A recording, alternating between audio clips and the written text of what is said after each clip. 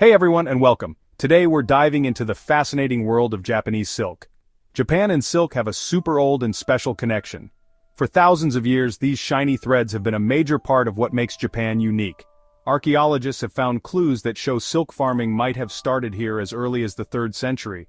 And by the Cocoon period, from 300 to 538 AD, raising silkworms was already a big deal, changing Japan's culture forever.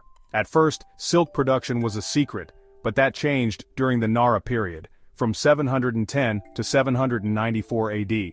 Japan started trading with China, and their silk industry got even bigger and better. During the Heian period from 794 to 1185 AD, silk clothes became a way to show off your status. Fancy robes with bright colors and intricate designs were all the rage in the royal court.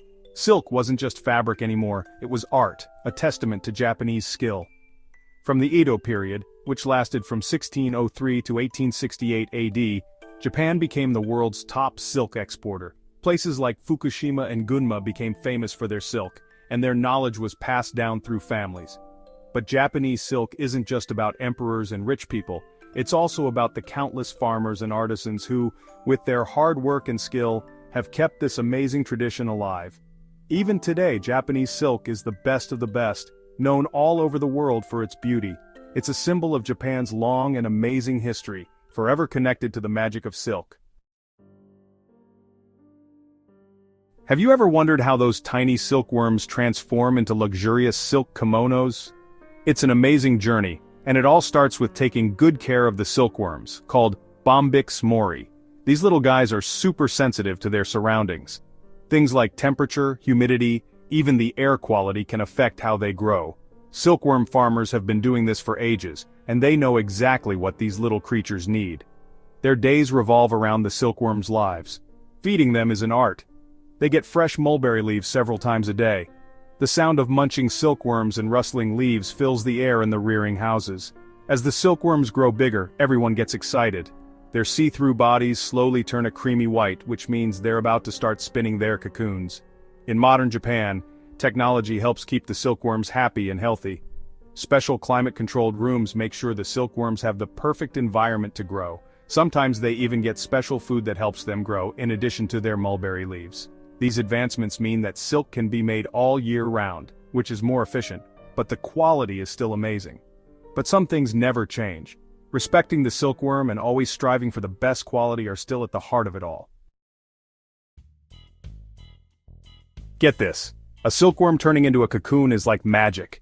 After weeks of eating and eating, the silkworm changes. It stops eating, its body gets kinda see-through again, and it starts looking for the perfect spot to build its silk home. Farmers help by giving them twigs or straw to use as a base for their cocoons. And then, the real show begins. The silkworm uses its spinneret, a tiny hole under its mouth, to release a liquid protein that turns into silk when it touches the air. The silkworm moves its head in a figure 8, carefully layering the silk thread to make its cocoon. This cocoon isn't just a simple shell, it's like a high-tech sleeping bag where the silkworm can safely transform into a moth. The cocoon's color and how it feels depend on the type of silkworm and what it eats. The best cocoons, usually white or yellow, give the finest silk. Seeing rows and rows of cocoons, each one a tiny miracle of nature, is breathtaking. It's like a silent work of art showing the amazing way life works. Turning a cocoon into luxurious fabric is a blend of human cleverness and ancient knowledge. The first step is to gently collect the cocoons before the moth comes out. This makes sure the silk thread isn't broken, so it stays nice and long and strong.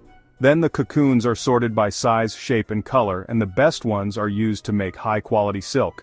Next, they soften the saracen, a natural glue that holds the silk threads together. They do this by carefully boiling or steaming the cocoons, making sure the temperature is just right so the delicate silk doesn't get ruined. Once it's soft, the silk threads are carefully unwound from the cocoons. This is called reeling. One cocoon can give you 300 to 900 meters of silk thread. Amazing, right? These days, special machines do the reeling instead of doing it by hand.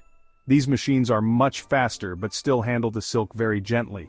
After reeling, the silk threads are still super thin, so they're twisted together to make a thicker, stronger yarn. This is called throwing, and it takes a skilled worker to make sure the yarn is nice and even. This is where the magic happens. turning raw silk threads into beautiful fabrics. Japanese weavers are true artists, and they treat their work with so much respect. The sound of looms clicking and clacking fills their workshops, telling a story of skill and dedication. Some Japanese looms are hundreds of years old and are still used today because they make such high-quality fabrics. Weaving is like a beautiful dance of precision and skill. The warp threads, stretched tight on the loom, are like the base of the fabric. The weft threads, wrapped around bobbins, are then woven over and under the warp threads to make the pattern. Japanese silk fabrics are famous for their intricate designs, often inspired by nature, stories, and traditional patterns. From the delicate flowers on kimono silk to the bold geometric designs on obi or sashes, each piece shows off the weaver's incredible talent. But Japanese silk isn't just for weaving, it's also used in embroidery, where skilled hands use needle and thread to turn plain fabrics into masterpieces. They create everything from mythical creatures to peaceful landscapes. And then there's silk dyeing, where natural dyes from plants and insects are used to give the fabrics rich, vibrant colors. Silk isn't just a material in Japan, it's part of their identity. It represents beauty, elegance, and tradition, and it's woven into every aspect of Japanese life. The kimono, that iconic Japanese garment, is a perfect example of silk's allure. These beautiful robes, often passed down through families, are like works of art. Their intricate designs and luxurious feel capture the essence of Japan. But silk's influence goes way beyond clothes. You'll find it in traditional Japanese homes, decorating screens, wall hangings, and cushions, adding a touch of elegance. Silk is also essential in Noh and kabuki theater, where the costumes, often adorned with intricate embroidery and silk thread work, help tell the story. Even in kintsugi, the art of fixing broken pottery with gold, silk is used to hold the pieces together, symbolizing resilience and finding beauty in imperfection.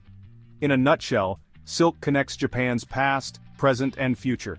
It represents their history, the incredible skill of Japanese craftspeople, and their artistic spirit. Even though Japanese silk is deeply rooted in tradition, it's not stuck in the past. It's always changing, embracing new ideas while staying true to its roots. Modern Japanese designers are using silk in exciting new ways, creating fashionable and timeless clothes. Silk is a designer's dream because it drapes so beautifully and comes in so many vibrant colors.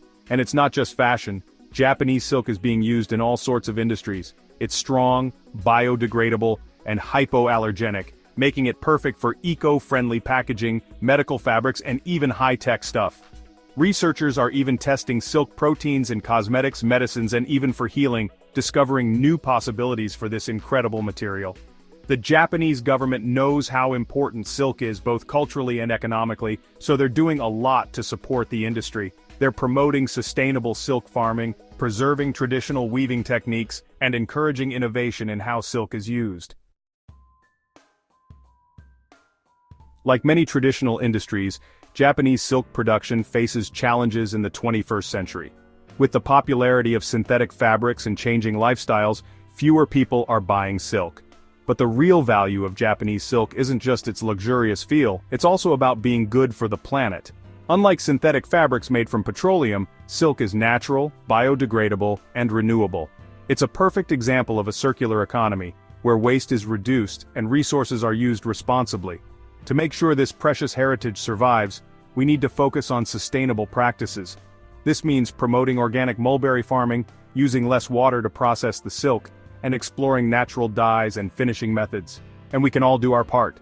By choosing ethically produced Japanese silk, we support sustainable practices and help preserve this ancient craft. The story of Japanese silk is a rich tapestry woven with history, culture, and innovation. From caring for the silkworms to the artistry of weaving, every step shows deep respect for tradition and a dedication to quality. Japanese silk is more than just a luxurious fabric. It represents Japan's heritage, the incredible power of nature, and hope for a more sustainable future. As we move forward, we need to work together to make sure Japanese silk continues to thrive. By supporting sustainable practices, embracing innovation, and appreciating the artistry of silk, we can help keep this precious heritage alive for generations to come. The story of Japanese silk is far from over. It's a story that's still being written, with new chapters of beauty, innovation, and sustainability waiting to be revealed.